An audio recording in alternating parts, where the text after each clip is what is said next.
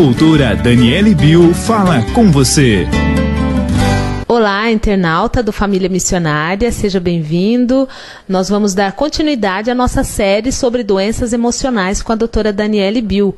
Hoje a doutora vai falar pra gente sobre ansiedade generalizada, né, doutora? Tudo bem, doutora Daniele? Tudo bem, obrigada mais uma vez pelo convite.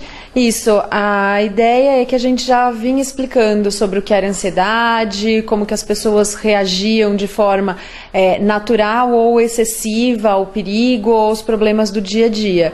E hoje a ideia é falar sobre a ansiedade generalizada, que, como o próprio nome diz, é um transtorno de ansiedade crônico. É como se a pessoa vivesse o tempo todo extremamente ansiosa. Então, tem pequenos períodos de remissão, pequenos períodos onde essa ansiedade não está tão aparente, mas ela costuma estar quase que o tempo todo com a pessoa e aparecendo em diversas situações.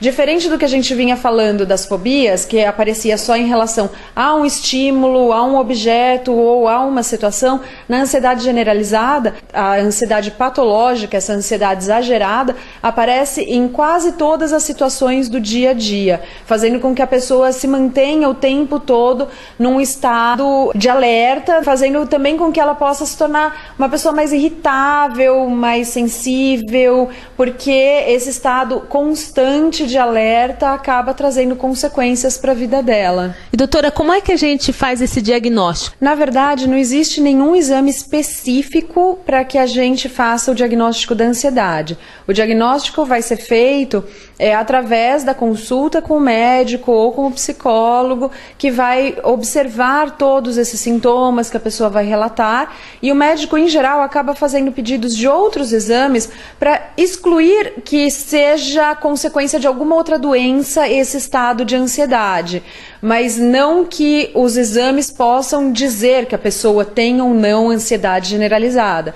Na verdade, o médico vai fazer perguntas sobre como que a pessoa vem se sentindo, sobre o apetite dela, sobre em que situações que ela tem se sentido ansiosa, sobre o sono, a irritabilidade. Em geral, pergunta para a pessoa se ela vem sentindo tremores, falta de ar, dores de cabeça constantes. Além disso, também é comum que a pessoa sinta suor em excesso, palpitações e até problemas gastrointestinais, além de se alterar facilmente. Então, o médico vai tentar conversar com a pessoa, com o familiar ou com o acompanhante dela na consulta, para checar se esses sintomas estão presentes, há quanto tempo, em que situações, para então chegar no diagnóstico. E como é que a pessoa, doutora, pode se identificar como alguém ansioso em excesso e não um ansioso normal? Na verdade, é diferente de quando a gente tem uma ansiedade relacionada a uma situação específica.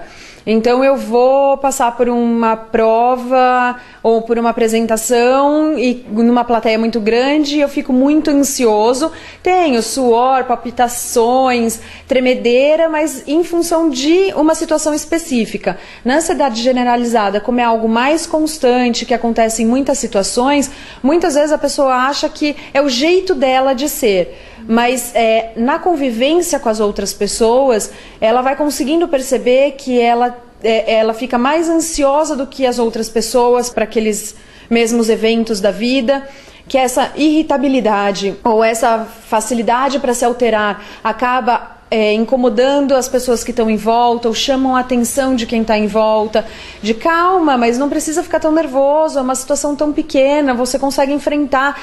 Calma o quê? Na verdade não é tão pequeno assim. Então acho que no relacionamento com as outras pessoas isso acaba sendo mais evidente e acaba trazendo sofrimento, porque a pessoa está o tempo todo muito ansiosa, agitada e traz, como eu disse, até problemas gástricos, intestinais, dores de cabeça. Então esse sofrimento físico, esse desgaste físico também acaba levando a pessoa a procurar um médico, procurar ajuda. E como é que se trata, doutora Daniele? A ideia é que quando o quadro tem uma intensidade mais grave, que incomoda demais a vida da pessoa, pode ser necessário o uso de medicações por um determinado período.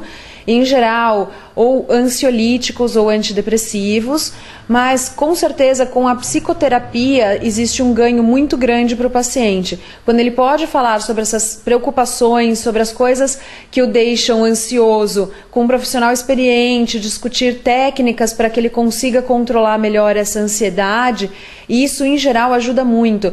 A gente sabe que na terapia cognitivo-comportamental, por exemplo, uma das técnicas utilizadas, dentre várias, é a respiração.